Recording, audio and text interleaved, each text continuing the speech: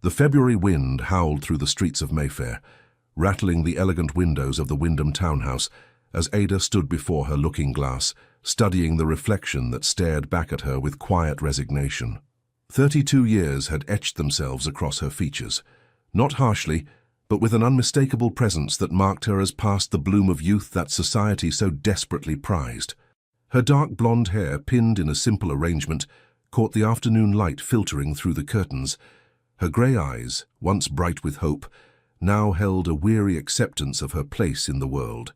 She smoothed the fabric of her modest day dress. A soft lavender that her sister Philippa had once commented made her look appropriately subdued for a woman of her circumstances. "Ada, do stop dawdling." Philippa's voice carried up the stairs with the imperious tone of someone accustomed to immediate obedience. "The carriage is waiting, and I refuse to be late to Lady Hartwell's dinner. Caroline and Rebecca are already dressed and presentable, unlike some people." Ada closed her eyes briefly, summoning the patience that had become her constant companion over the past 12 years. 12 years since her one and only season had ended without a single proposal. 12 years of watching younger women, including her own nieces, take center stage while she faded into the background of drawing rooms and ballrooms. She descended the stairs to find her sister waiting in the entrance hall, a vision of elegant perfection at 36. Philippa had somehow managed to retain the porcelain beauty that had secured her an advantageous match with Lord Edmund Hartley 15 years prior. Her auburn hair gleamed beneath a fashionable bonnet, and her emerald silk gown spoke of wealth and impeccable taste. Beside her stood Rebecca and Caroline, 18 and 17 respectively, dressed in white and pale pink, the colors of youth and possibility. They exchanged knowing glances as Ada approached, their lips curving in barely suppressed smirks. "Finally," Rebecca murmured to her sister, though loud enough for Ada to hear. "I was beginning to think Aunt Ada had forgotten how to prepare herself for society, though I suppose when one has no prospects to impress, the effort seems rather pointless." Caroline giggled behind her gloved hand. "Rebecca, hush. Though truly, Aunt, that shade does nothing for your complexion. Perhaps something darker? It might help disguise the years." "Girls," Philippa said, though her tone carried more amusement than reproof, "your aunt does her best with what nature has provided. Not everyone can be blessed with youth and beauty." She turned to Ada with a critical eye. "Though truly, Ada, could you not have chosen something more fashionable? Lady Hartwell's gatherings are always attended by the finest members of society." "I find this perfectly suitable," Ada replied quietly, gathering her pelisse and reticule. "I am not attending to attract attention, merely to fulfill a social obligation."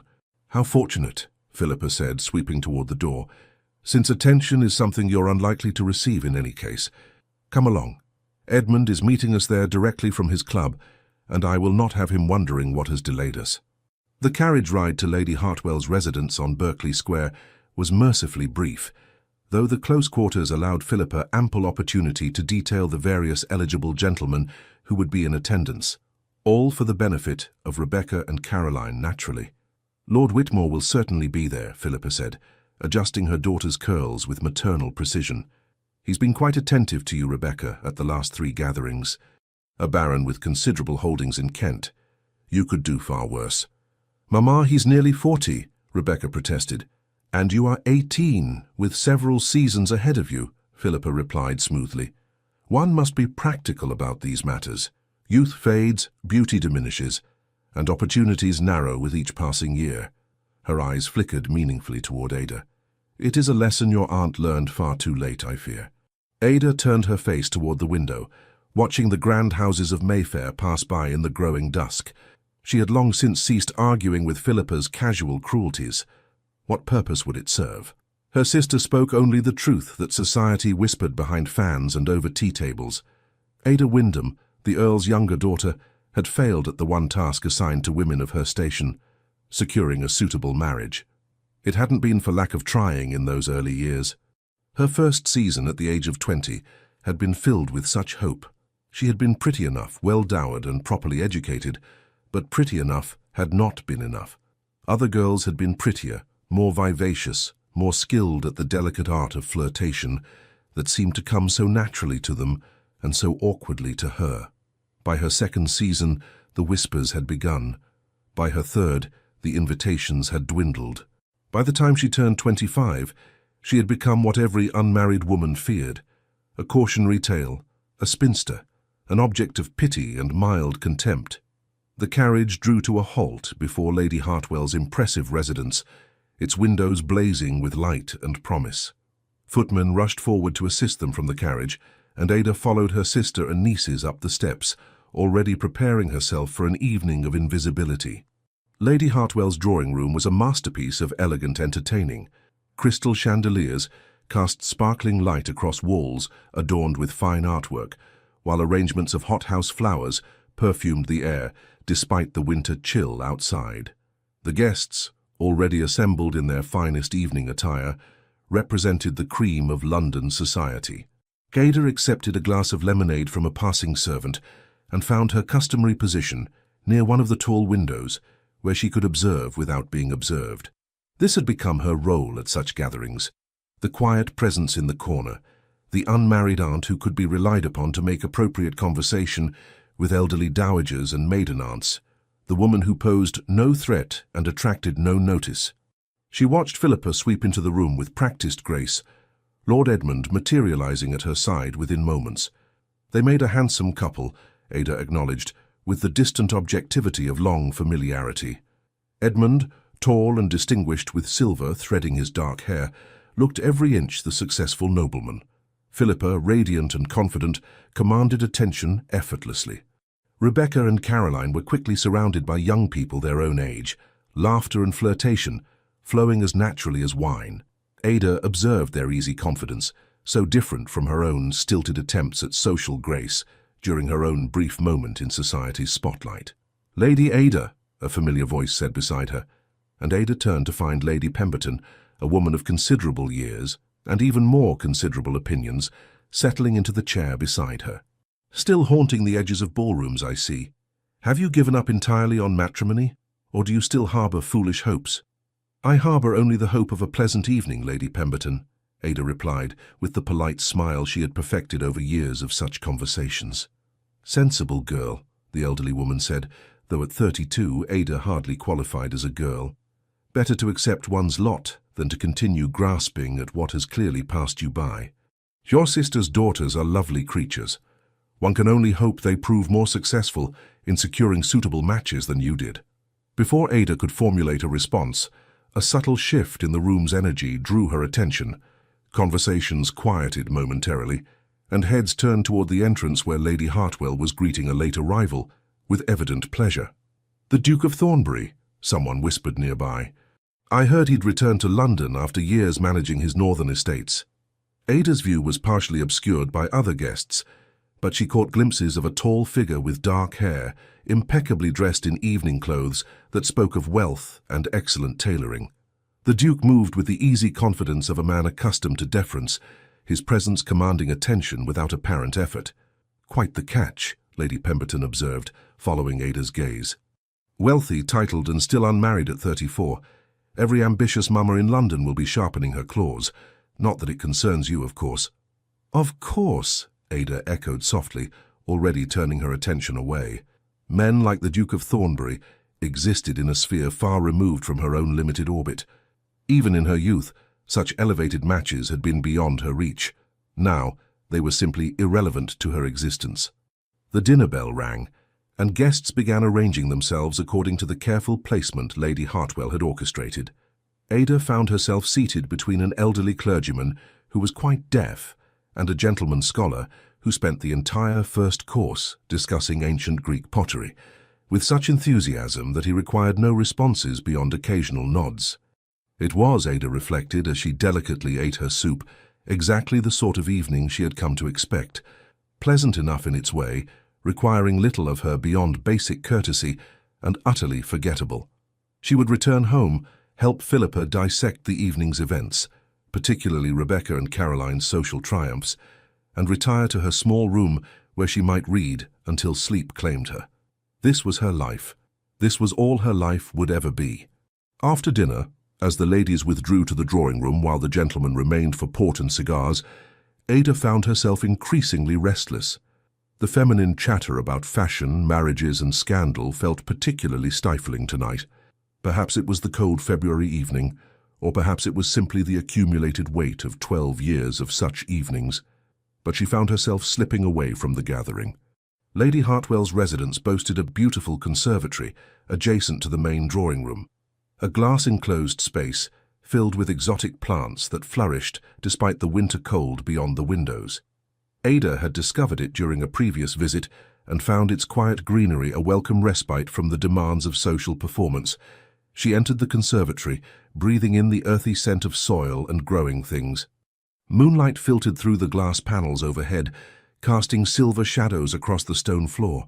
For a moment, she simply stood there, allowing the solitude to wash over her like a blessing. A small sound, a soft chirping mixed with distress, drew her attention to the far corner of the conservatory. There, beneath one of the windows, a small bird lay on its side, one wing extended at an awkward angle. It must have flown against the glass and injured itself in the collision. Without hesitation, Ada knelt beside the creature, heedless of her silk gown against the stone floor. She had always felt an affinity for wounded things, for creatures that others overlooked or dismissed as insignificant. "There now," she whispered, carefully scooping the bird into her cupped hands. "Let me see what's happened to you." The bird, a sparrow, lay trembling in her palms. Its bright black eyes looked up at her with what seemed like understanding. Ada gently examined the injured wing, her touch feather-light as she assessed the damage. "Not broken, I think," she murmured, stroking the soft feathers with one finger. "Just badly bruised. You flew too hard against something that appeared to be open sky, didn't you? The glass deceived you into thinking you could pass through." The bird chirped softly, and Ada smiled. A genuine smile, unguarded and warm, so different from the polite expressions she wore in society. "I understand that feeling," she told the small creature. "The world is full of barriers that appear invisible until you strike against them. Some of us learn to see them early. Others keep trying to fly through, hoping this time will be different." She continued her gentle ministrations, checking the bird's other wing, its tiny legs, speaking to it all the while in that same soft voice. "You'll heal," she assured it. "You'll fly again. Perhaps you'll remember to be more cautious next time, or perhaps you'll forget and try again. That's the nature of birds, I suppose, and people. We keep hoping for the impossible, even when wisdom tells us to accept what is." Benjamin Grey, Duke of Thornbury, had endured exactly 47 minutes of conversation about crop yields, parliamentary politics, and the current state of London's gaming establishments before his patience reached its limit. He had returned to London after 3 years managing his estates in Northumberland, hoping to find the capital less tedious than he remembered. He had been disappointed. The same conversations, the same superficial pleasantries, the same calculating glances from ambitious mothers with marriageable daughters, all of it struck him as profoundly pointless. At 34, he had successfully avoided the matrimonial trap through a combination of spending most of his time in the north and maintaining a reputation for being difficult to please. The truth was simpler. He had yet to meet a woman who seemed real to him, who spoke with genuine feeling rather than calculated flirtation, who possessed substance beneath the performance that society demanded of young ladies seeking advantageous matches. His friend Thomas Ashford, Viscount Ashford, had insisted he attend Lady Hartwell's dinner, promising interesting company and excellent wine. The wine had indeed been excellent. The company had proven as insipid as Benjamin had feared. Excusing himself from a discussion about the latest agricultural innovations, a topic that genuinely interested him, but which Lord Pemberton managed to make numbingly dull, Benjamin wandered away from the group of gentlemen clustered near the fireplace. Through the open doors of the drawing-room, he could hear feminine laughter and conversation. The ladies had withdrawn there after dinner, and no doubt his presence would be expected soon for cards or musical entertainment. Instead, he found himself drawn to a set of glass doors that appeared to lead to some sort of conservatory. Through the panes, he caught sight of greenery and the silver wash of moonlight. The promise of solitude, even brief, proved irresistible. He opened the door quietly and stepped into the cool, plant-scented air of the conservatory. The change from the overheated drawing-room was immediately refreshing. He took a deep breath, allowing the tension in his shoulders to ease slightly. Then he saw her. A woman knelt on the stone floor in the far corner of the conservatory, her evening gown pooling around her, her attention entirely focused on something cupped in her hands. Moonlight painted her profile in silver, the gentle slope of her nose, the curve of her cheek, the tender concentration in her expression as she bent over whatever she held. Benjamin froze, transfixed. She was speaking. He could see her lips moving, though he was too far away to hear the words. Her voice, when the faint sound of it reached him, was soft and melodious, with none of the affected tones he had heard from every other woman that evening. Whatever she held commanded her complete attention, and there was such genuine tenderness in every movement, such unself-conscious grace, that Benjamin found himself unable to look away. She stroked whatever small creature lay in her hands with infinite gentleness and smiled, a smile of pure, unguarded warmth that transformed her entire face. It was not the practiced smile of a woman performing for society, but the natural expression of someone who felt deeply and openly, who had forgotten to guard herself in this moment of solitary compassion. Benjamin counted the seconds. 1, 2, 3. By the 7th second, something in his chest had shifted, like a door opening onto a room he hadn't known existed. By the 10th second, he knew with absolute certainty that he was looking at someone extraordinary, someone real in a world that increasingly felt like an elaborate theatrical production. By the 12th second, he knew he would move heaven and earth to discover who she was, to hear her speak, to earn the right to be the recipient of that unguarded smile. 12 seconds to fall completely, irrevocably under her spell. He must have made some small sound, a shifted footstep, an exhaled breath, because she suddenly looked up, her eyes meeting his across the length of the conservatory. Even in the dim light, he could see them widen in surprise, and something else. Embarrassment, fear of reproach for being found alone away from the gathering. "Forgive me," Benjamin said quickly, stepping forward with his hands raised in a gesture of peace. "I did not mean to startle you. I needed some air and had no idea anyone else sought the same refuge." She rose gracefully to her feet, still cradling her hands carefully. "No, it is I who should apologize, Your Grace. I should not have left the gathering without informing Lady Hartwell." So she knew who he was. Benjamin found himself absurdly pleased that she had recognized him, then immediately questioned why it should matter. "I won't tell if you won't," he said with a slight smile. "What do you have there?" For a moment he thought she might demur, might offer some polite excuse and flee back to the safety of the drawing-room. Instead, she glanced down at her cupped hands, and that tender expression returned. "A sparrow," she said softly, moving closer and opening her hands slightly so he could see. "It flew against the window and injured its wing. The damage isn't severe, I believe, but it needs rest and warmth to recover." Benjamin approached, genuinely curious now, and looked down at the small bird nestled in her palms. Its bright eyes darted between them, but it seemed remarkably calm given the presence of two large humans. "You have a healing touch," he observed. "It trusts you."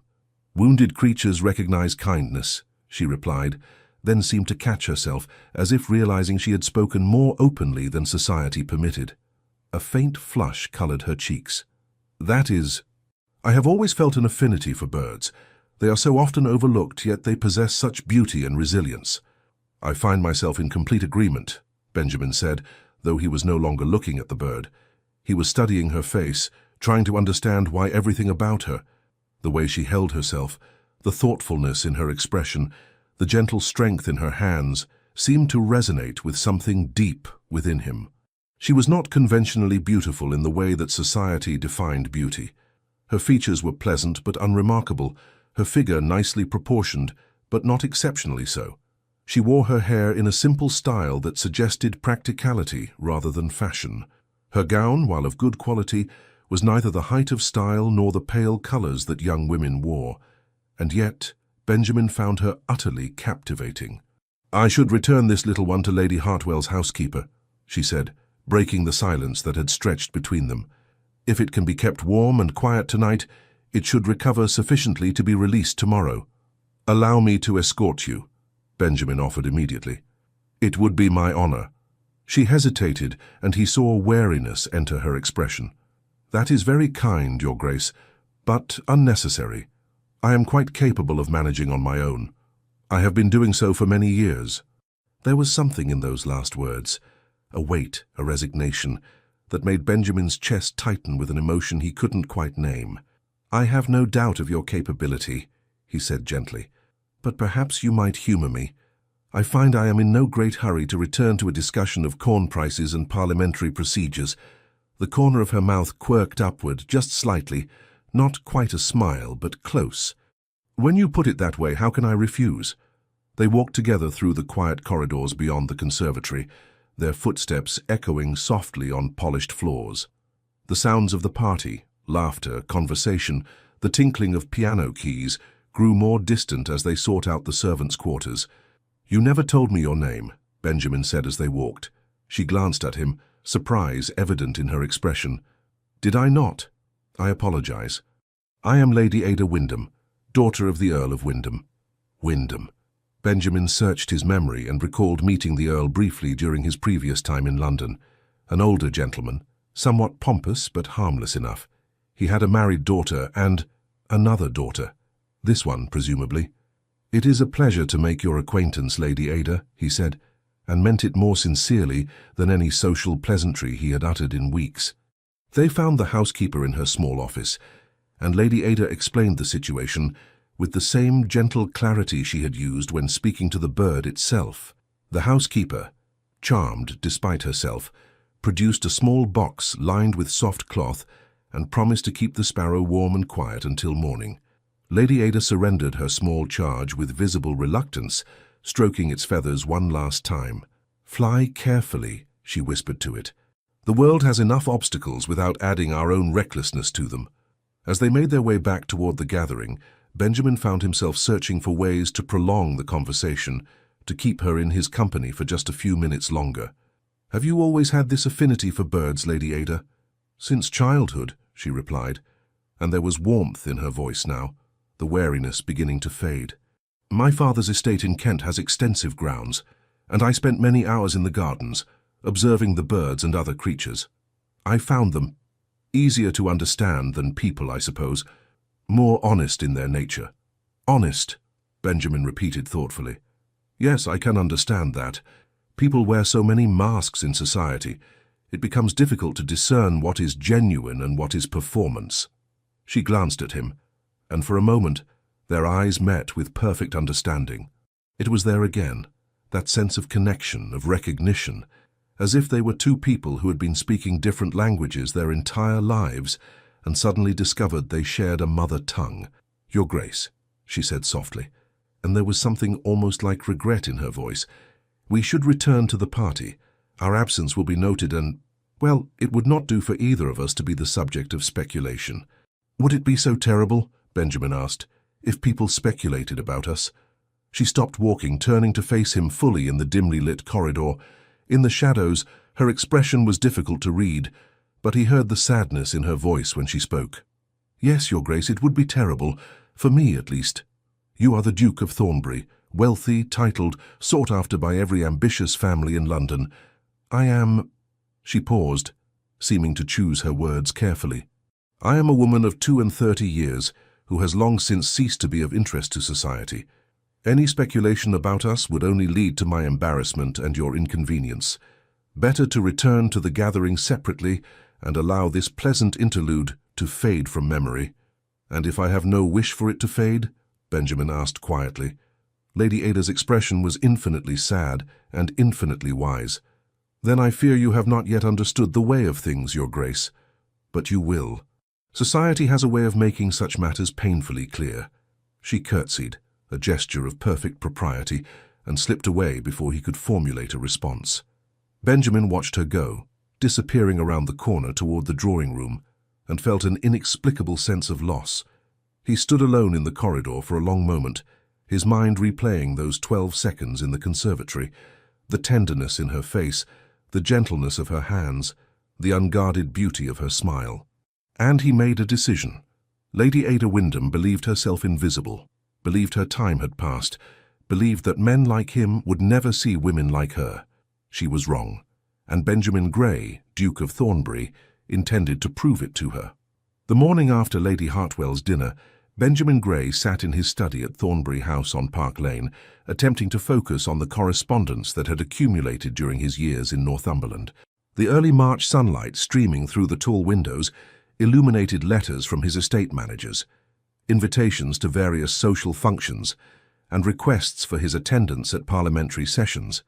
He read the same line in a report about timber yields 3 times before admitting defeat. His mind was elsewhere, specifically in Lady Hartwell's conservatory, replaying those 12 seconds when he had first glimpsed Ada Wyndham kneeling on the stone floor, tenderness incarnate as she cared for a wounded sparrow. And then their conversation afterward, her intelligence and perception evident in every word, her resignation to her place in society, heartbreaking in its quiet acceptance. A knock at the door interrupted his reverie. "Enter," he called, grateful for the distraction. Thomas Ashford, Viscount Ashford, strolled in with the easy familiarity of a friendship that stretched back to their school days at Eton. Thomas was fair where Benjamin was dark, gregarious where Benjamin tended toward reserve, but they had understood each other from the start. 2 young men born to privilege, who nonetheless questioned the shallow waters in which they swam. "You left early last night," Thomas observed, helping himself to a glass of brandy from the sideboard despite the early hour. "I was beginning to think you'd escaped through a window rather than endure Lady Pemberton's interpretations of popular songs." "I did leave rather abruptly," Benjamin admitted. "Something came up that required my attention." Thomas settled into one of the leather chairs opposite Benjamin's desk, studying his friend with the shrewd perception that made him far more perceptive than his affable manner suggested. "Something or someone?" Benjamin set down the report he hadn't been reading anyway. "Tell me what you know about Lady Ada Wyndham." "Ada Wyndham?" Thomas's eyebrows rose toward his hairline. "Good heavens, Benjamin. Of all the women at Lady Hartwell's gathering, you've fixed your interest on her." "I asked what you know about her, not for your editorial commentary," Benjamin said mildly, but there was steel beneath the courtesy. Thomas had the grace to look somewhat abashed. "Very well. Ada Wyndham is the younger daughter of the Earl of Wyndham. Her elder sister, Philippa, married Lord Edmund Hartley, quite advantageously, as Hartley is both wealthy and influential. Philippa has 2 daughters, both out in society now. Ada herself is—" He paused, seeming to choose his words carefully. "She's 2 or 3 and 30, I believe. Never married. Had 1 season when she was 20 that didn't take. She's considered— well, she's a spinster, Benjamin. Pleasant enough, I suppose, but entirely without prospects." "She's 32, Benjamin said quietly, "and there is nothing whatsoever wrong with her." Thomas leaned forward, genuine concern evident in his expression. "Benjamin, I say this as your friend. Whatever fleeting interest you've developed, let it pass. Ada Wyndham exists on the absolute margins of society. She's tolerated at gatherings because of her father's title, but she's viewed as a cautionary tale, a woman who failed at the one task assigned to her sex. If you show her attention, you'll make her the subject of cruel speculation and yourself the object of mockery. Is that truly what you want?" "What I want," Benjamin said, his voice hardening, "is to become better acquainted with a woman I found remarkably compelling. If society chooses to speculate, that is society's failing, not mine." Thomas studied him for a long moment, then sighed. "You're serious about this?" "Entirely." "Then you should know what you're walking into." Thomas set down his brandy glass, his expression grave. "Ada Wyndham's sister treats her abominably. Philippa Hartley is one of those women who measures her own success by diminishing others.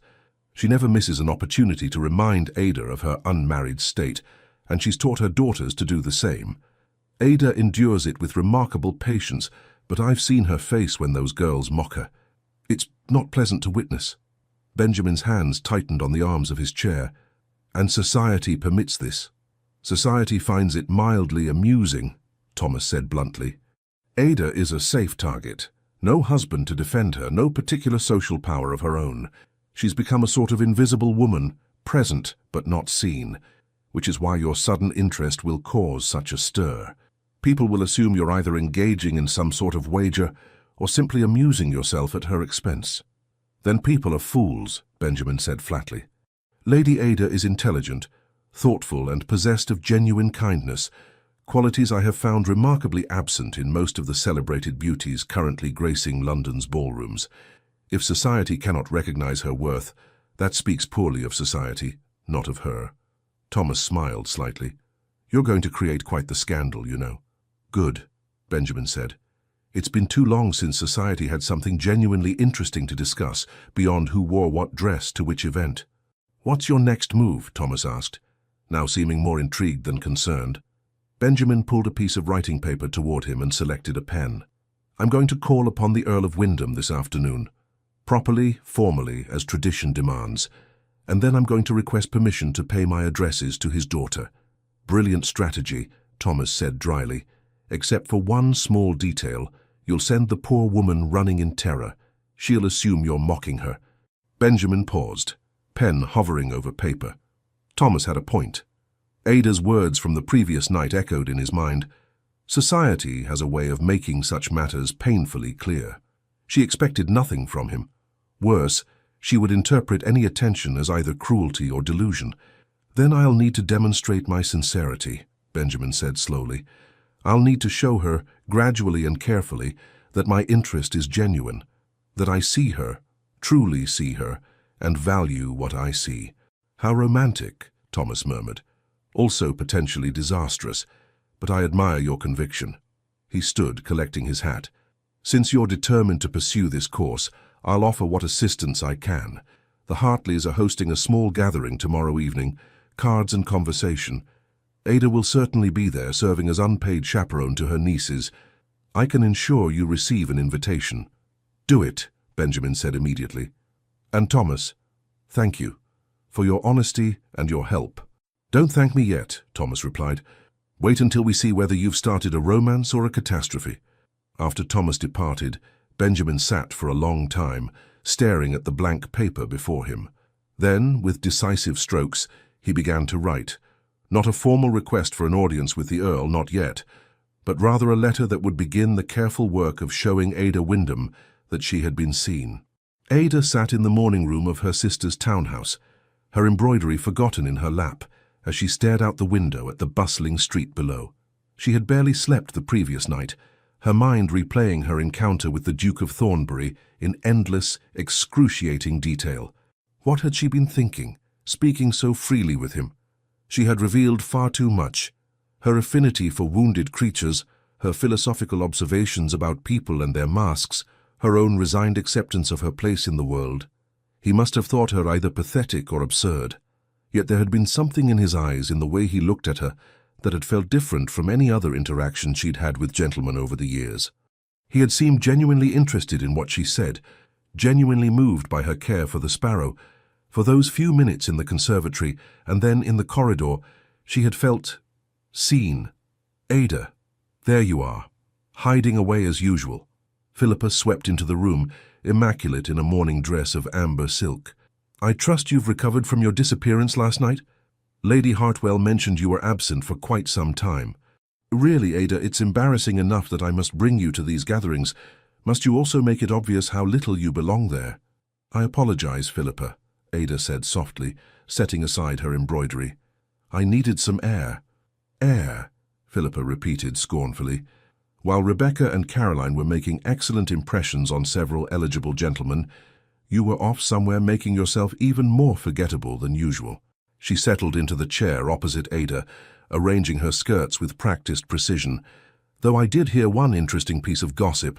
Apparently the Duke of Thornbury was also absent from the gathering for a period. You didn't encounter him during your wanderings, did you?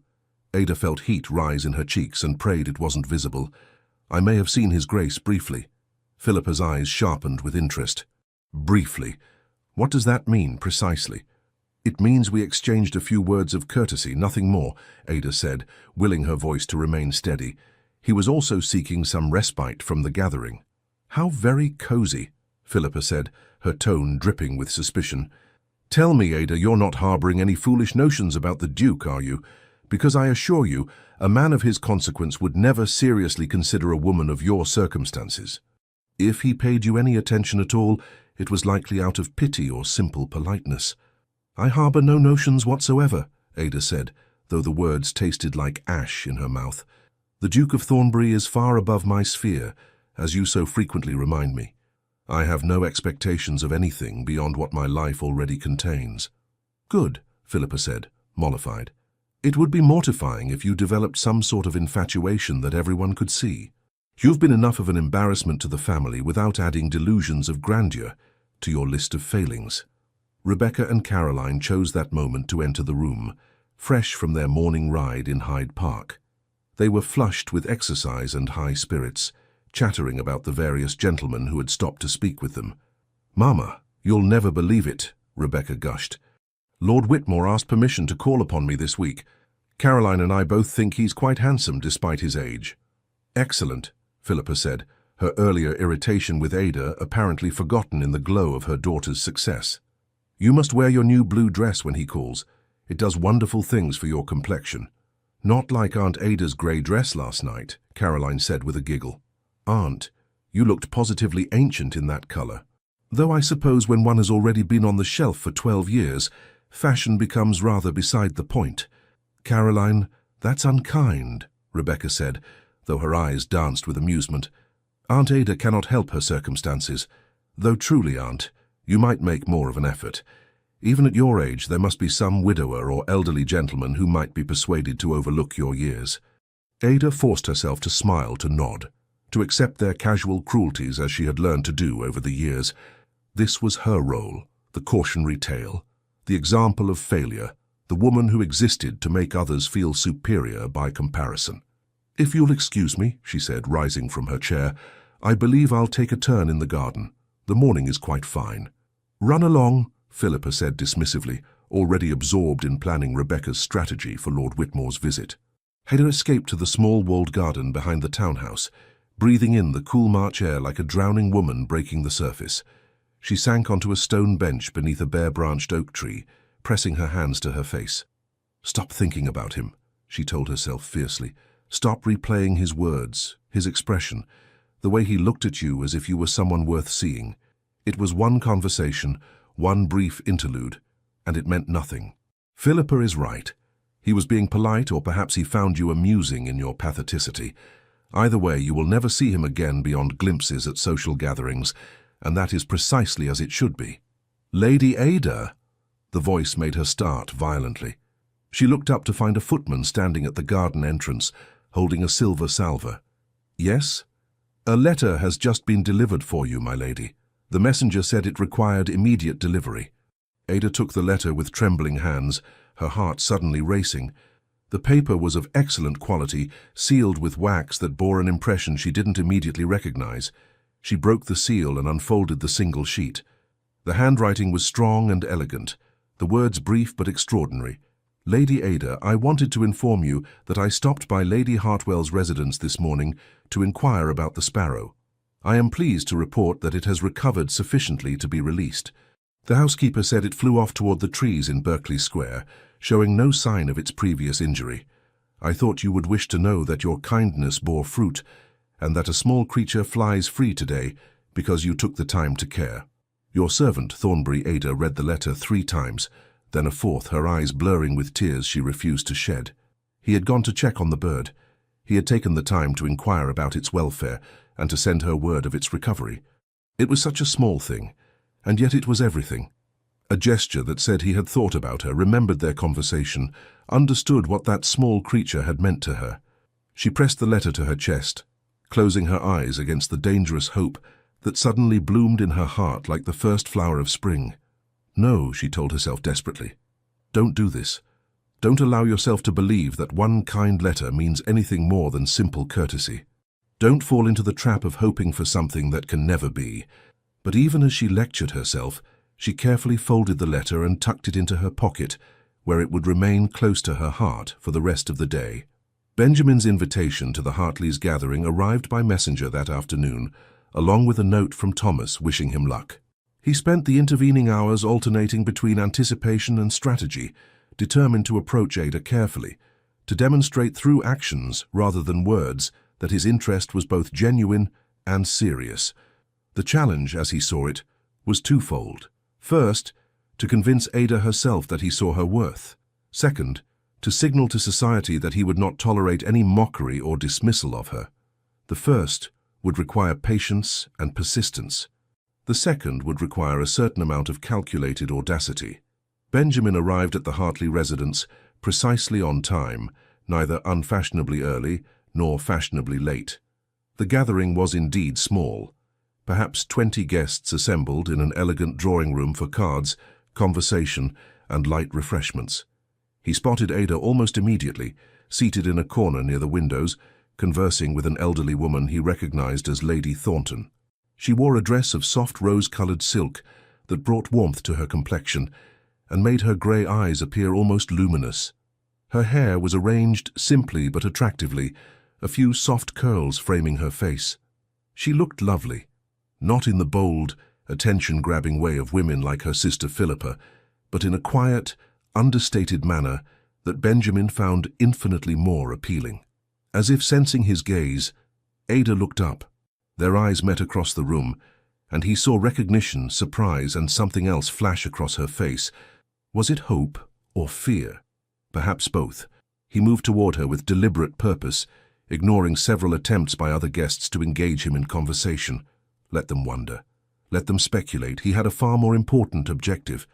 "Lady Thornton," he said, bowing to the elderly woman first. "How delightful to see you again. I trust you are well." "As well as can be expected at my age, Your Grace," Lady Thornton replied, her sharp eyes moving between Benjamin and Ada with evident curiosity. "I don't believe you've been formally introduced to Lady Ada Wyndham, have you?" "We met briefly at Lady Hartwell's dinner," Benjamin said, then turned his full attention to Ada. "Lady Ada, how very pleased I am to see you again. I hope my letter found you well this morning."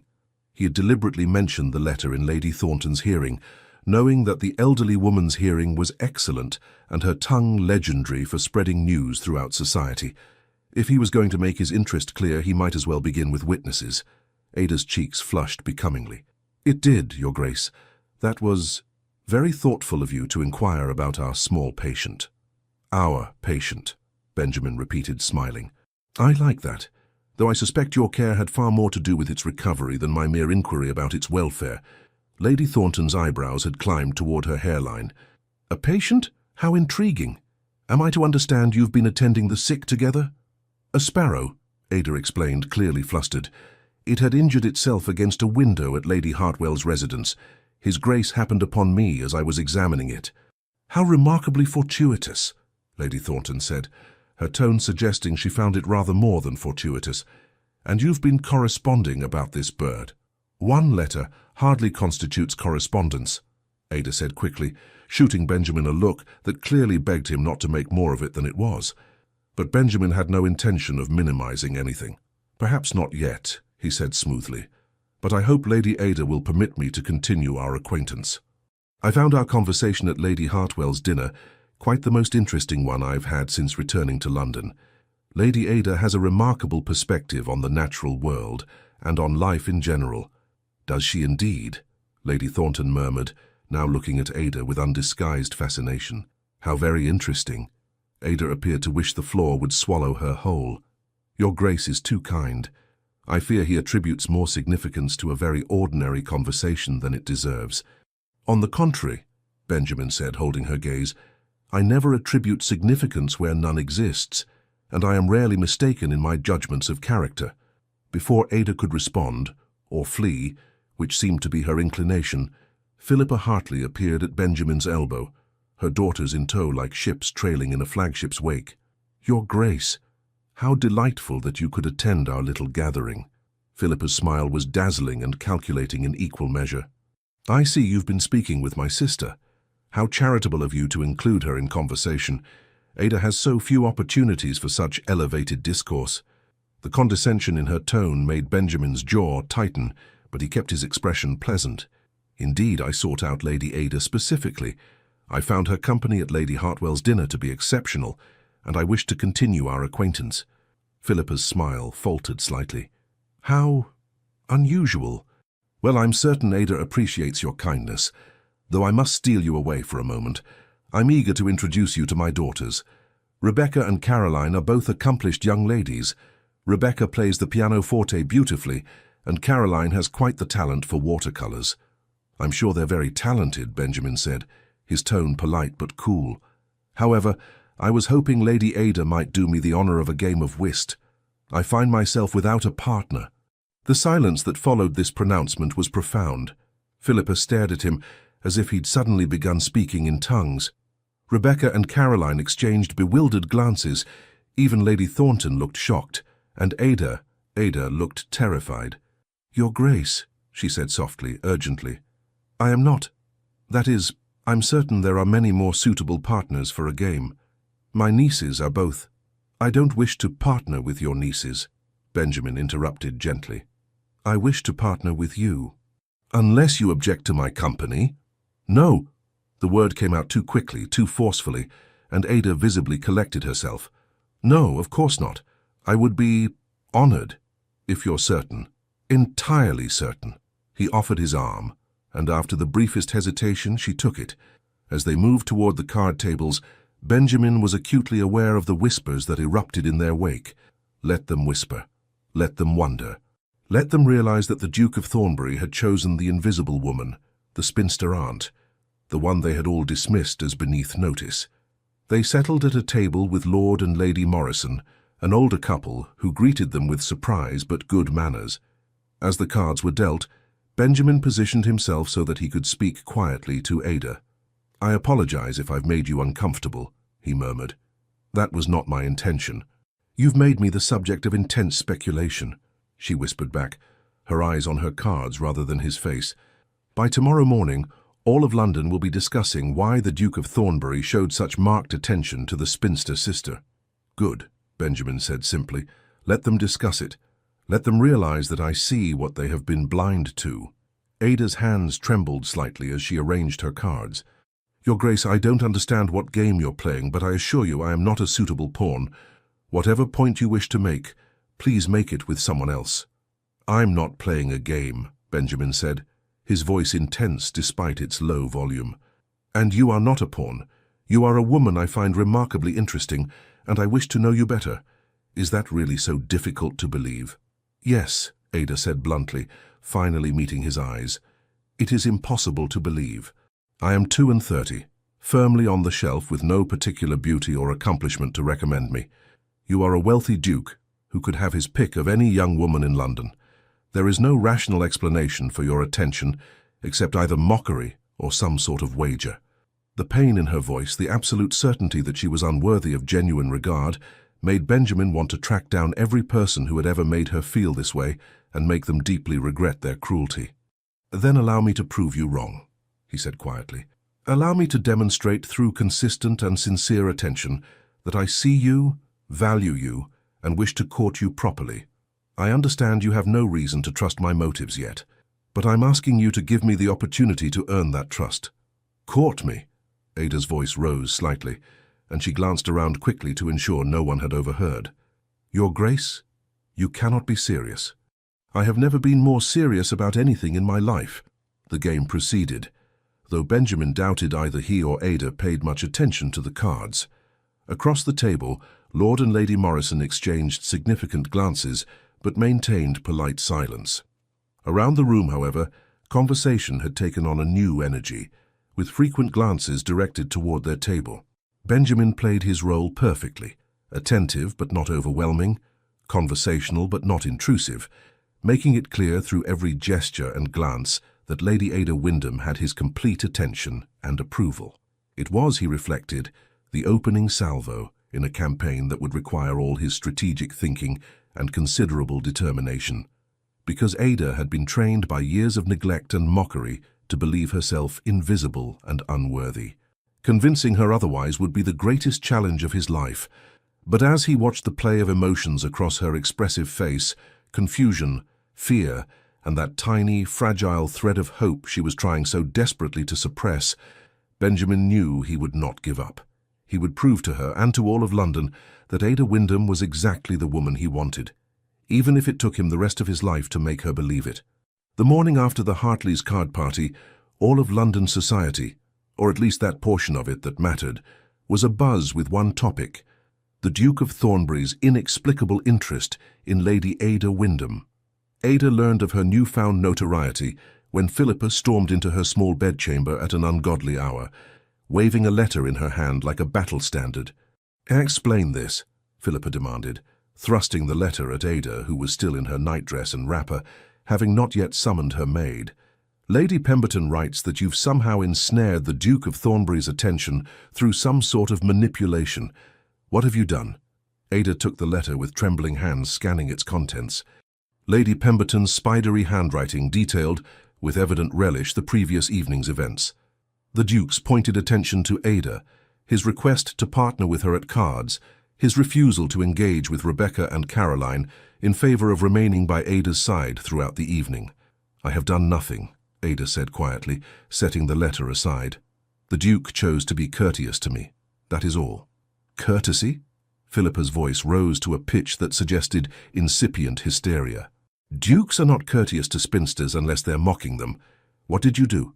What did you say to him at Lady Hartwell's dinner? I spoke with him briefly about an injured bird, Ada said, knowing how absurd it sounded, even as the words left her mouth. Nothing more. A bird, Philippa repeated flatly. You expect me to believe that the Duke of Thornbury, one of the most eligible men in England, has developed an interest in you because you discussed a bird? I don't expect you to believe anything, Ada said, feeling a spark of rebellion kindle in her chest. I didn't ask for his attention, nor did I encourage it. If you find it impossible to believe that a man might find me interesting, that says far more about your opinion of me than about the Duke's motives. Philippa's eyes narrowed dangerously. Don't you dare take that tone with me. You have been a burden on this family for 12 years, Ada. A constant reminder of failure, an embarrassment at every gathering. And now, just when Rebecca and Caroline are at the most crucial point in their social debuts, you've managed to make yourself the subject of ridicule and speculation. Do you have any idea how this reflects on them? I imagine it reflects quite well, Ada said, surprised by her own boldness. After all, if the Duke of Thornbury found their aunt worthy of his attention, surely that elevates rather than diminishes their consequence. The logic of this statement clearly caught Philippa off guard. She opened her mouth, closed it, then opened it again. That's not... Oh, for heaven's sake! She whirled toward the door, then spun back. Oh, you will cease this immediately. Whatever game you think you're playing with the Duke, end it. I will not have you disrupting Rebecca and Caroline's season with your foolish delusions. After Philippa departed in a flurry of silk and outrage, Ada sank onto her bed, her hands shaking. She had never spoken to her sister that way before, had never dared to contradict her, to suggest that Philippa's certainty might be misplaced. The truth was, Ada didn't know what to think. The Duke of Thornbury's behavior defied all logic, all social convention. Men like him did not court women like her. It simply didn't happen, and yet he had been so earnest, so sincere in his assertion that he wished to know her better. A soft knock at her door interrupted her spiraling thoughts. Her maid Jenny entered with a small parcel wrapped in brown paper and tied with string. "Begging your pardon, my lady, but this just arrived for you. The delivery boy said it was urgent." Ada took the parcel with a sense of inevitability. She already knew who it must be from. With trembling fingers, she unwrapped it to reveal a small leather-bound book and another letter. The book was a beautifully illustrated volume about British birds, not a common guide, but rather an expensive edition with hand-colored plates depicting various species in exquisite detail. The letter was brief. "Lady Ada, I came across this volume in a bookshop on Bond Street and immediately thought of you. I hope you will accept it as a token of my esteem and as evidence of my serious intentions. If you are agreeable, I would very much like to call upon you tomorrow afternoon. I have already written to your father requesting permission to pay my addresses. I trust you will not think me too presumptuous. I remain, as always, your devoted servant, Thornbury." Ada read the letter 3 times, then clutched it to her chest, her heart racing. He had written to her father. He intended to call upon her formally. This was not a fleeting whim or a moment's entertainment. He was following the proper protocols for a serious courtship. It was impossible. It was terrifying. It was everything she had long since ceased allowing herself to hope for, and it was going to destroy her when it inevitably ended. Benjamin spent the morning preparing for what he knew would be a delicate interview with the Earl of Wyndham. He had sent his letter the previous evening, formally requesting permission to call upon Lady Ada with the intent of courtship, and had received a somewhat bewildered but affirmative response that morning. Now, as his carriage drew up before the Wyndham townhouse in Cavendish Square, Benjamin reviewed his strategy. He would be honest about his intentions, firm in his regard for Ada, and absolutely intractable in the face of any suggestion that his interest was inappropriate or inexplicable. The Earl received him in a study lined with books and smelling of tobacco and old leather. Reginald Wyndham was in his early 60s, distinguished in appearance with silver hair and sharp blue eyes that currently regarded Benjamin with considerable confusion. "Your Grace," the Earl said, gesturing to a chair, "I confess your letter quite astonished me. I've read it 3 times and still cannot quite credit its contents." "You wish to court my daughter Ada?" "I do, my lord," Benjamin said without hesitation. "I find her to be a woman of exceptional character, intelligence and kindness. I believe we would suit each other admirably." "But she's 32, the Earl said, as if Benjamin might not be aware of this fact. "She's been out of society's consideration for more than a decade." "Your Grace, you could have your pick of any young woman in London. Women who are beautiful, accomplished, and at the proper age for marriage. Why on earth would you fix your interest on Ada?" "Because," Benjamin said carefully, "I have met beautiful, accomplished women at the proper age for marriage, and I found them uniformly tedious. Lady Ada, on the other hand, I find endlessly fascinating. She thinks deeply, speaks honestly when given the opportunity, and possesses a capacity for compassion that is rare in my experience. Those qualities matter far more to me than youth or conventional beauty." The Earl studied him for a long moment. "You're serious?" "Entirely serious. And you understand that this will cause considerable talk, that society will speculate about your motives." "I understand and do not care," Benjamin said flatly. "Society's opinion matters far less to me than Lady Ada's happiness and my own." The Earl leaned back in his chair, a slight smile playing at the corners of his mouth. "You know, Ada was always my favorite. She has her mother's gentle spirit and her grandmother's keen mind, but she's had a difficult time of it. My elder daughter Philippa has never been kind to her, and society has been even less so. If you're trifling with her, Your Grace, I'll find a way to make you regret it, duke or not."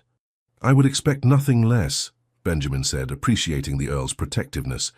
"And I give you my word as a gentleman that my intentions are entirely honourable. I wish to court Lady Ada properly, with the ultimate aim of offering marriage if she will have me." "If she will have you," the Earl repeated, and now he did smile.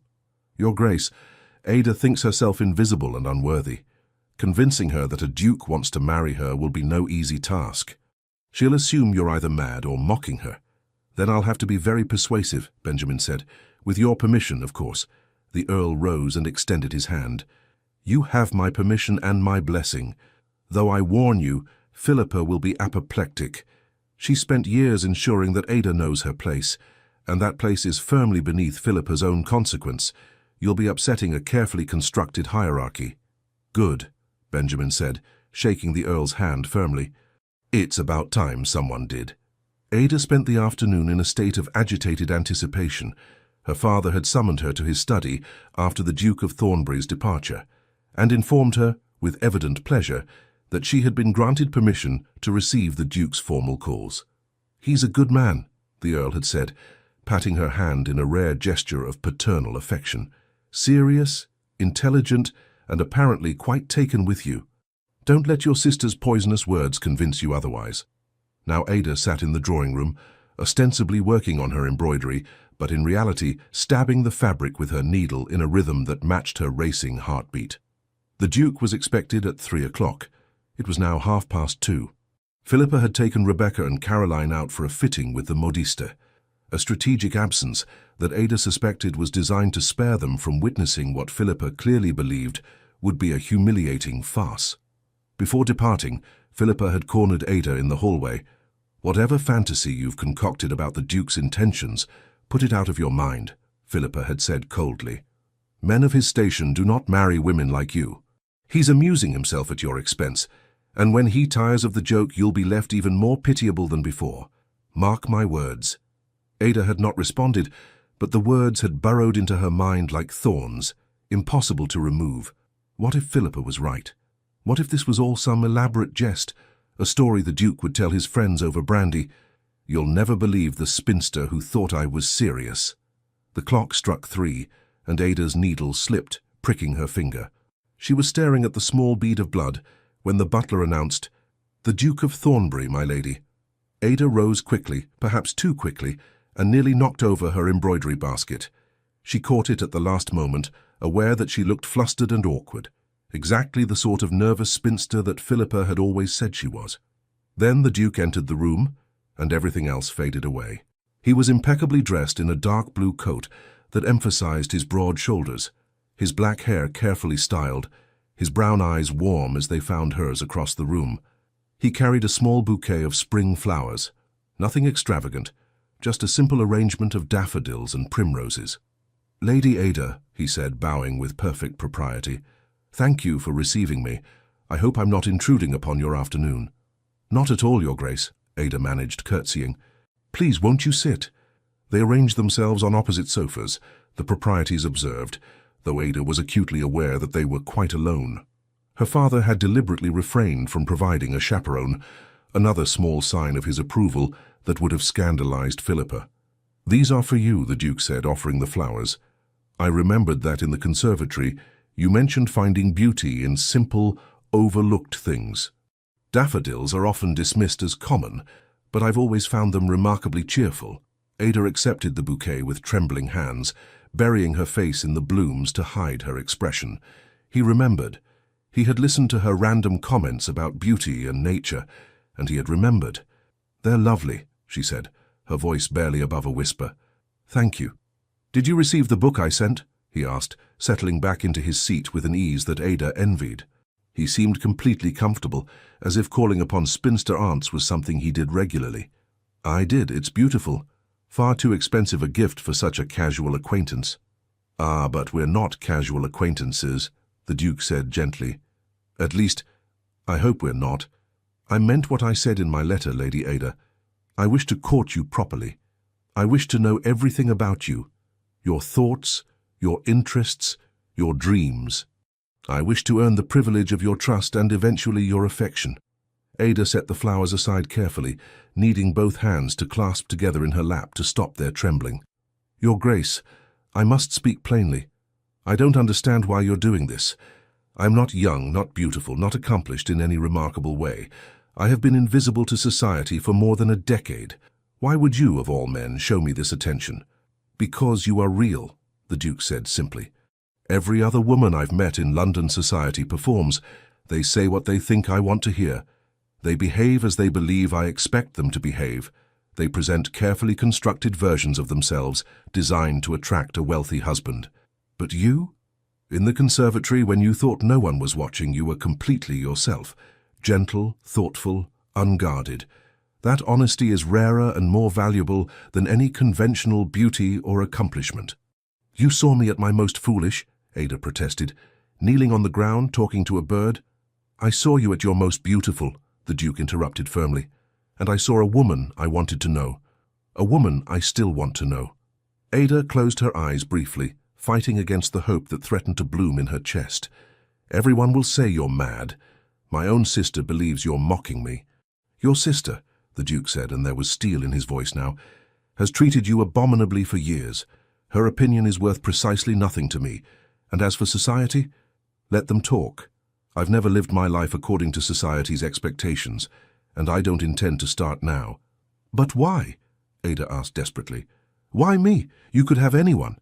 "Because I don't want anyone," the Duke said, leaning forward, his brown eyes intense. "I want you, Ada. I want the woman who cares for wounded sparrows. I want the woman who thinks deeply about life and people. I want the woman who speaks honestly about barriers that appear invisible until you strike against them. I want you." The use of her given name, without the formal title, should have been improper. Instead, it felt intimate, personal, as if he was stripping away the walls she had built around herself over years of self-protection. "I'm frightened," she whispered. "I'm frightened that this is a dream, and I'll wake up to discover it was all my imagination. I'm frightened that you'll realize your mistake and disappear, leaving me even more alone than I was before. I'm frightened of hoping for something that seems impossible."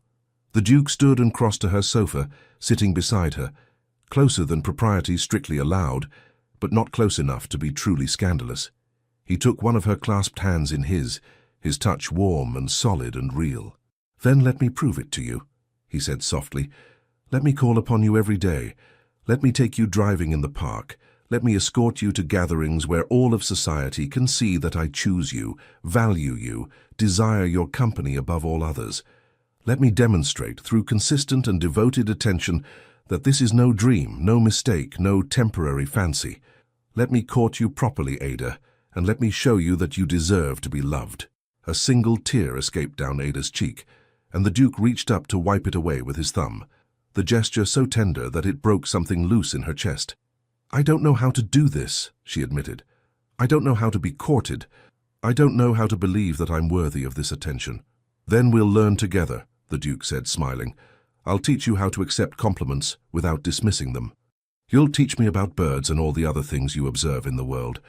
We'll attend dreadfully boring social functions and make them bearable by sharing secret observations. We'll scandalize your sister and delight your father.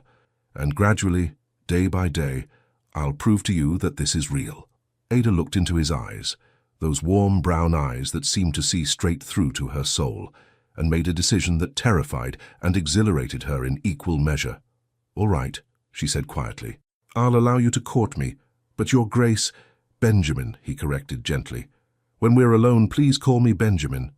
"Benjamin," she repeated, testing the name on her tongue. "If you discover that I'm not what you imagined, if you realize you've made a mistake, please tell me honestly. Don't let this continue out of pity or obligation. I couldn't bear that." "I won't," he promised.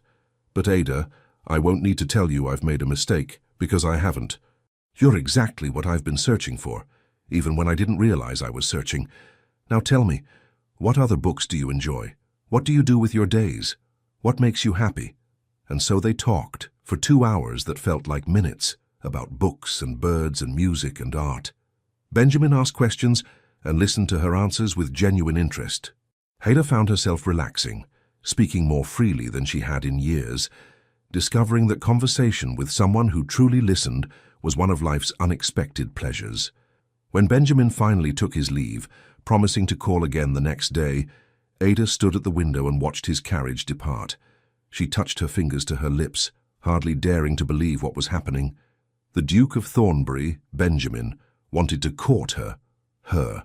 Ada Wyndham, the invisible woman, the spinster aunt, the cautionary tale. For the first time in 12 years, Ada allowed herself to hope. Over the following weeks, Benjamin pursued his courtship with unwavering dedication. He called upon Ada every afternoon that propriety allowed, took her driving in Hyde Park, at the fashionable hour when all of society could observe them, and insisted on her company at every social gathering he attended. The reaction was precisely what he had anticipated: shock, speculation, and no small amount of malicious gossip. But Benjamin faced it all with serene indifference, making it abundantly clear through word and deed that Lady Ada Wyndham had his complete attention and approval. The transformation in Ada was gradual, but unmistakable. The hunched shoulders began to straighten, the downcast eyes began to lift, the apologetic demeanor began to give way to something more confident, more assured. She started wearing brighter colors, rose and azure and soft gold, that brought out the gray of her eyes and the honey tones in her hair. She smiled more readily, laughed more freely, and occasionally even made witty observations that made Benjamin grin with delight. She was, he thought, like a flower that had been kept in shadow, finally brought into the light, and watching her bloom was the greatest privilege of his life. Not everyone was pleased with this development. Philippa grew increasingly agitated as the courtship progressed, unable to reconcile her long-held beliefs about Ada's unworthiness with the evidence before her eyes. A wealthy, titled duke was genuinely, seriously courting her younger sister. "It won't last," she said repeatedly to anyone who would listen. "He'll tire of his little experiment soon enough. Men like the Duke of Thornbury don't marry women like Ada. It's simply not done." But weeks turned into a month, and Benjamin showed no signs of waning interest. If anything, he seemed more devoted with each passing day. The breaking point came at Lady Ashford's ball, one of the season's most glittering events. Benjamin had claimed Ada's hand for the first dance of the evening, an unmistakable declaration that she was his chosen partner, the woman he honored above all others. As they took their positions for the waltz, Ada looked up at him with those grey eyes that he had come to know so well, now shining with something that looked remarkably like happiness. "Are you certain about this?" she asked softly, even now unable to fully trust in her own worth. "Everyone is staring." "Let them stare," Benjamin said, pulling her into the dance with perfect propriety but unmistakable possessiveness. "Let them see that the Duke of Thornbury has chosen the most remarkable woman in London." They waltzed, and for those few minutes the rest of the world fell away. There was only the music, the movement, and the feeling of Ada in his arms, right where she belonged. Watching from the edge of the ballroom, Philippa stood rigid with fury, while Rebecca and Caroline whispered behind their fans, their expressions ranging from confusion to envy. Thomas Ashford, standing beside the Earl of Wyndham, grinned openly. "Your daughter appears to be quite thoroughly courted," Thomas observed to the Earl. "Indeed she does," the Earl said with obvious satisfaction. "Quite thoroughly. I expect an engagement announcement within the month." And as Benjamin led Ada through the final turns of the waltz, gazing down at her with such transparent adoration that even the most cynical observers had to admit it looked remarkably like love, he made a decision. It was time to stop courting and start proposing. Benjamin chose the location for his proposal with deliberate care, Lady Hartwell's conservatory, where it had all begun 6 weeks earlier. He had secured Lady Hartwell's permission and cooperation, ensuring they would have complete privacy during what he hoped would be the most important conversation of his life. He called upon Ada that afternoon, as had become his custom, but instead of suggesting a drive in the park, he proposed a walk. "Lady Hartwell has kindly invited us to view her conservatory's new spring plantings," he said, watching Ada's face carefully. "She suggested that your expertise on birds might help her identify which species are nesting near her property." Ada's eyes lit up, that particular expression that Benjamin had come to treasure, the one that appeared when she forgot to guard herself and simply felt joy. "I would love that," she said immediately, then caught herself. "That is, if it wouldn't be too tedious for you." "Nothing involving your company could ever be tedious," Benjamin said, and was rewarded with the faint blush that still appeared whenever he paid her direct compliments. They arrived at Lady Hartwell's residence to find the lady herself conveniently called away on urgent business, leaving her conservatory at their disposal. Benjamin led Ada through the glass doors into the space that had witnessed the beginning of everything. "Oh," Ada breathed, looking around at the profusion of spring flowers that had been carefully arranged. "It's beautiful." "It is," Benjamin agreed, though he was looking at her rather than the flowers. "Ada, do you remember the first time we met? Right here, 6 weeks ago?" "Of course," she said, turning to face him. "I was kneeling on the floor, caring for that injured sparrow. You must have thought me quite odd." "I thought you remarkable," Benjamin corrected. "I stood in the doorway and watched you for 12 seconds before you noticed me, and in those 12 seconds everything changed." Ada tilted her head, curious. "Changed? How?" Benjamin took her hands in his, feeling their familiar warmth, their slight tremor that suggested she was not as calm as she appeared. "In those 12 seconds I saw you, truly saw you for the first time, and I knew with absolute certainty that I was looking at someone extraordinary, someone real and genuine and capable of deep feeling, someone I wanted to know for the rest of my life." "Benjamin," she whispered, and he could see tears beginning to gather in her eyes. "For 12 years, society told you that you were invisible, unworthy, a failure because you didn't marry young. For 12 years you believed those lies. But Ada, you were never invisible. You were simply waiting for someone who had the wisdom to see you as you truly are." He released one of her hands and reached into his pocket, withdrawing a small velvet box. Ada's breath caught, her free hand coming up to press against her heart. "Lady Ada Wyndham," Benjamin said, opening the box to reveal a ring, a simple band of gold set with a perfect grey stone that matched her eyes, flanked by small diamonds. "You have filled my life with meaning and joy. You have taught me that real beauty lies not in youth or conventional perfection, but in depth of character and capacity for love. You are intelligent, compassionate, thoughtful, and infinitely precious to me. Would you do me the great honor of becoming my wife?" The tears spilled over now, running down Ada's cheeks as she stared at him. at the ring, then back at him. "You're serious," she said wonderingly. "You're really serious. This isn't a dream." "Not a dream," Benjamin assured her, his own eyes burning with emotion. "This is real, Ada. I am real. My love for you is real. And I'm asking you, here in the place where it all began, to marry me, to let me spend the rest of my life proving to you that you were never invisible. You were just waiting for someone worthy of seeing you." "Yes," Ada said, her voice breaking on the word. "Yes, Benjamin. Yes, I'll marry you. Yes." Benjamin slipped the ring onto her finger, then pulled her into his arms, holding her as she cried. Not tears of sadness now, but tears of joy and relief and disbelief that something so wonderful could be real. "I love you," he murmured into her hair. "I loved you after 12 seconds, and I'll love you for the rest of my life." "I love you too," Ada whispered back, tilting her face up to his. "I was so frightened to hope, so certain this would end badly. But you never wavered. You never doubted. You saw me when I couldn't see myself. And now," Benjamin said, smiling down at her, "all of London will see you as the Duchess of Thornbury. Let them try to ignore you then." Ada laughed through her tears, a sound of pure joy that made Benjamin's heart soar. "My sister will be apoplectic. I'm counting on it," Benjamin said, and kissed her, a kiss that was tender and passionate and full of promise for their future together. The announcement of the engagement between Benjamin Grey, Duke of Thornbury, and Lady Ada Wyndham appeared in the Morning Post the following day. The reaction was immediate and explosive. Lady Philippa Hartley received the news while at breakfast with her family. She read the announcement 3 times, her face growing progressively more purple, before hurling the newspaper across the room. "It's impossible," she shrieked. "Ada, the Duke of Thornbury is marrying Ada. It cannot be true." "It cannot." Lord Edmund, accustomed to his wife's theatrics but somewhat unnerved by this particular display, retrieved the newspaper and read the announcement himself.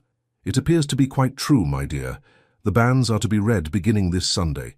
They'll marry within the month." "This is your fault," Philippa accused, rounding on Rebecca and Caroline. "Both of you. You had opportunities to attract his attention, and you squandered them. Instead, your pathetic spinster aunt has somehow ensnared one of the most eligible men in England." "Mama, that's hardly fair," Rebecca protested. "The Duke never showed the slightest interest in either of us. He was obsessed with Aunt Ada from the moment he met her." "Obsessed," Philippa repeated bitterly, "with Ada, mousy, invisible Ada, who has been nothing but a burden on this family for years, and now she'll be a duchess, while my beautiful daughters remain unmarried. The injustice is insupportable." At the Wyndham residence, the reaction could not have been more different. The Earl of Wyndham, upon reading the announcement, had immediately ordered champagne and invited his closest friends to celebrate. Ada, still unable to quite believe what was happening, found herself embraced by her father with unusual emotion. "You deserve this happiness," he told her firmly. "You have been patient and kind in the face of cruelty, and now you are being rewarded with a man who sees your true worth. I am so very proud of you, my dear." Visitors began arriving almost immediately, some genuinely happy for Ada, others clearly driven by curiosity about how the spinster aunt had captured a duke. Lady Thornton was among the first, her sharp eyes taking in Ada's obvious joy. "Well," the elderly woman said, settling into a chair with evident satisfaction, "I suspected something of the sort when I saw the Duke seek you out at the Hartleys' gathering. He looked at you the way my late husband used to look at me, as if you were the answer to a question he hadn't known he was asking. Don't let anyone tell you that you don't deserve this, Lady Ada. You've been overlooked far too long." The most difficult encounter came 3 days after the announcement, when Philippa appeared at the Wyndham residence, demanding to see Ada. They met in the drawing room, with the door carefully left ajar for propriety. Though given Ada's engaged status, the restrictions had begun to ease. Philippa looked simultaneously furious and calculating, a dangerous combination that Ada recognized from years of painful experience. "I suppose you're quite pleased with yourself," Philippa began without preamble. "You've somehow convinced the Duke to offer for you, and now you'll be elevated above your station while my daughters remain unattached." "I did not set out to convince anyone of anything," Ada said quietly, though she felt a new strength flowing through her now, supported by Benjamin's love and her father's approval. "The Duke chose to court me of his own volition." "Chose," Philippa scoffed. You must have done something to trap him. Men like the Duke of Thornbury do not fall in love with women like you through any natural course of events.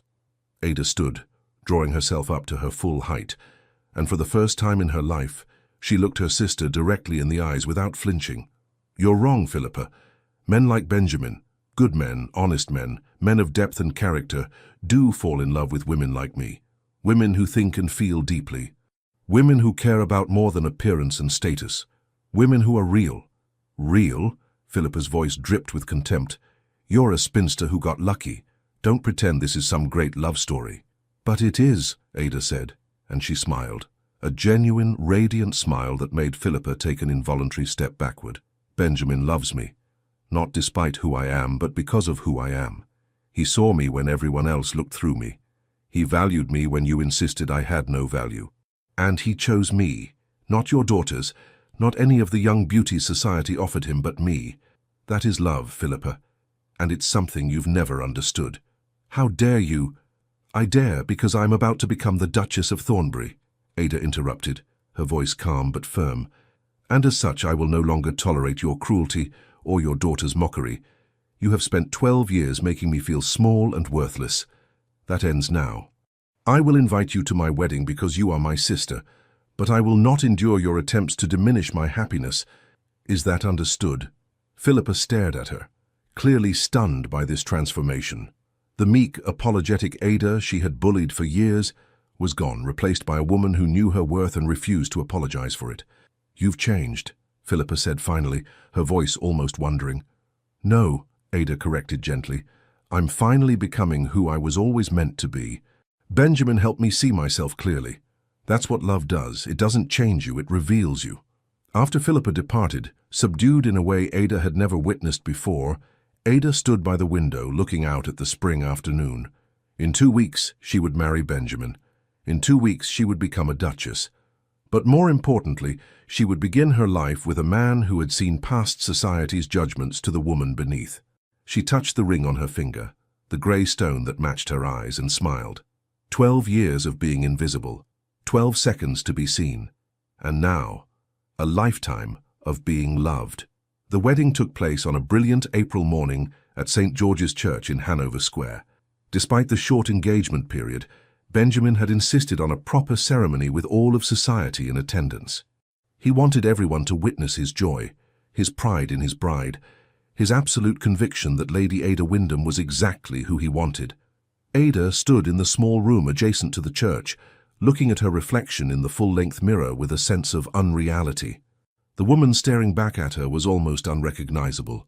She wore a gown of ivory silk and delicate lace, her hair arranged in an elegant style, adorned with orange blossoms, her grey eyes bright with happiness and lingering disbelief.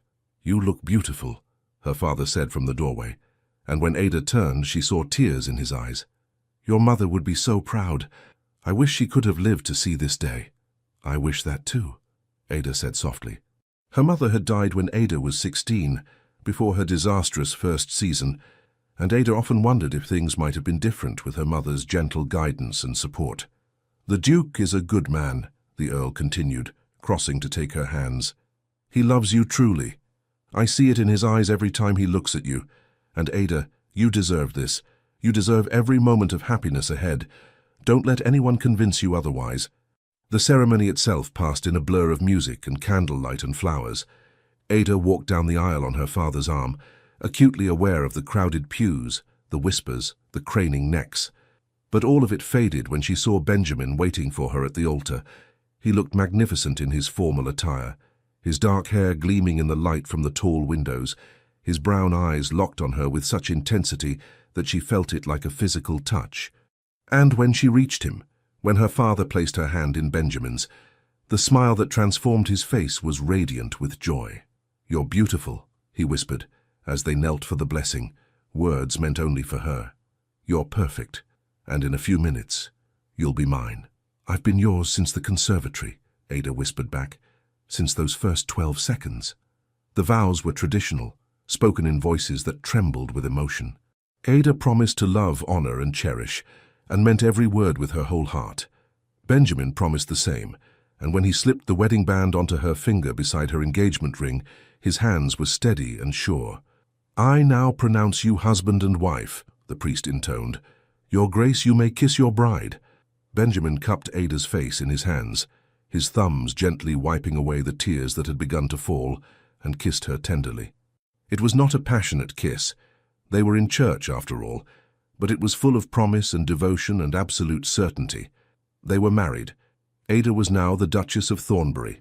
The breakfast following the ceremony was held at Thornbury House, which Ada was still becoming accustomed to thinking of as her home. The ballroom had been transformed into a spring garden, with flowers and greenery creating an atmosphere of natural beauty. Guests filled the space with laughter and conversation, toasting the bride and groom with genuine warmth. Philippa attended with her family, maintaining a stiff smile that never reached her eyes. Rebecca and Caroline were more subdued than Ada had ever seen them, their previous mockery transformed into wary respect. They had learned, perhaps, that dismissing someone as invisible and worthless could be a grave miscalculation. Thomas Ashford, as Benjamin's closest friend, offered the first toast. "To the Duke and Duchess of Thornbury," he said, raising his glass. "May their marriage be filled with all the joy, love, and happiness that their courtship so clearly promised. And may we all remember that the most remarkable treasures are often those that others overlook." There were appreciative murmurs at this not-so-subtle reference to Ada's transformation from overlooked spinster to celebrated duchess. Benjamin, standing beside Ada with her hand firmly clasped in his, smiled with unmistakable satisfaction. Later, after most of the guests had departed and only close friends and family remained, Benjamin led Ada out to the terrace overlooking the gardens. The spring evening was cool but pleasant, the setting sun painting the sky in shades of gold and rose. "How do you feel?" Benjamin asked, pulling her close to his side. "Her Grace, the Duchess of Thornbury." "Overwhelmed," Ada admitted. "Grateful, terrified, blissfully happy, all of those things at once." She looked up at him, this man who had changed her life so completely. "Benjamin, did you ever doubt? Did you ever question whether I was worth all of this?" "Never," he said firmly. "Not for a single moment. Ada, you need to understand something. I didn't elevate you by marrying you. You elevated me by agreeing to be my wife. You brought meaning and genuine feeling into a life that had become empty and tedious. You showed me what real beauty looks like, the kind that exists in compassion and depth of character, rather than superficial perfection. If anything, I am the fortunate one in this marriage. I spent 12 years believing I was invisible," Ada said softly. 12 years thinking I had failed at the one thing society expected of me. And then you looked at me for 12 seconds, and everything changed. 12 seconds to see you," Benjamin said, tilting her face up to his. "And a lifetime to love you. That seems like an excellent bargain to me." He kissed her again, more thoroughly this time, and Ada felt the last of her doubts dissolve. This was real. This was her life now. She was loved, valued, chosen, not despite her age or her past, but because of who she fundamentally was. When they finally drew apart, Ada rested her head against Benjamin's chest, listening to the steady beat of his heart. "Thank you," she whispered. "For what?" "For seeing me. For not giving up when I tried to push you away. For believing in me when I couldn't believe in myself." "You're welcome," Benjamin said, pressing a kiss to the top of her head. "Though I should thank you as well, for taking a chance on me, for letting me prove my worth, for agreeing to share your life with mine." They stood together as the sun set. Two people who had found each other against all odds, united by a love that had begun in 12 seconds and would last the rest of their lives. 5 years later, the gardens at Thornbury Hall, Benjamin's country estate in Northumberland, were alive with the sounds of spring. Birds sang in the ancient oaks, bees hummed among the flower beds, and from somewhere nearby came the delighted laughter of children. Ada sat on a blanket spread beneath a massive willow tree, watching her twin daughters, 4-year-old Eleanor and Elizabeth, chase butterflies with the single-minded determination that characterized their every endeavor. They had their father's dark hair and their mother's gray eyes, and they were utterly fearless in their exploration of the world. "Mama, look!" Eleanor called, pointing to a robin that had landed nearby. "It's like the story Papa tells about the sparrow." "Very similar," Ada agreed, smiling. The story of the injured sparrow had become a favorite bedtime tale, suitably embellished for young listeners, but fundamentally true. The story of how their father had seen their mother caring for a wounded bird and fallen in love in just 12 seconds. Benjamin emerged from the house carrying their newest addition, 6-month-old Thomas, named for his godfather, Viscount Ashford. The baby gurgled contentedly in his father's arms, his plump cheeks flushed with health. "I believe someone wants his mother," Benjamin said, settling beside Ada on the blanket and carefully transferring the baby into her arms. Thomas immediately began rooting for milk, and Ada laughed. "Subtle as always," she said, shifting so she could nurse him discreetly, beneath the privacy of the willow's drooping branches. Benjamin watched his family with evident contentment. The past 5 years had been everything he had hoped for, and more. Ada had blossomed as the Duchess of Thornbury, her natural intelligence and compassion making her beloved among their tenants and servants. She had transformed Thornbury Hall from a cold, formal estate into a warm family home, and she had given him 3 beautiful children who filled his days with joy and purpose. "I received a letter from your father today," Benjamin said, stretching out beside her. "He and Thomas will be arriving next week for their annual visit. He also mentioned that Philippa has finally married off Caroline to a baronet in Yorkshire." "That's good news," Ada said, genuinely pleased. "Caroline deserves happiness. She's grown into a much kinder person over the years." It was true. Both Rebecca and Caroline had undergone significant transformations after Ada's marriage, perhaps shocked into recognizing that their own behavior might need adjustment. Rebecca had married a respectable country squire 2 years prior and seemed content with her rural life. Caroline had taken longer to find a suitable match, but the baronet, by all accounts, was a good man who valued her for herself. As for Philippa, she had never quite recovered from her younger sister's spectacular elevation. The relationship between the sisters was cordial now, but the easy cruelty that had characterized their earlier interactions was gone. Philippa had been forced to confront the reality that her judgments had been profoundly wrong, and that Ada, whom she had dismissed as worthless, had achieved a marriage that eclipsed her own in both affection and consequence. "Eleanor, Elizabeth, come here, please," Ada called to the twins. "It's time for tea." The girls ran over, full of stories about the butterflies they'd seen and the flowers they'd picked. They settled on the blanket, accepting fruit and small cakes from the basket the kitchen had prepared, chattering away in that unself-conscious way of young children. Benjamin looked at his wife, at the contentment in her face, the confidence in her bearing, the absolute certainty that she was loved and valued, and felt profound gratitude for that moment 5 years ago when he had glanced through the glass doors of Lady Hartwell's conservatory. 12 seconds. That's all it had taken to recognize the woman who would become his wife, the mother of his children, his partner in all things. "What are you thinking about?" Ada asked, noticing his contemplative expression. "I'm thinking," Benjamin said, reaching over to take her free hand, "that I am the most fortunate man alive, and that 12 seconds was time very well spent." Ada smiled. That same radiant, unguarded smile that had first captured his heart and squeezed his hand. "Best 12 seconds of my life, too." As the afternoon sun filtered through the willow branches, painting them all in dappled gold, the Thornbury family sat together in perfect contentment.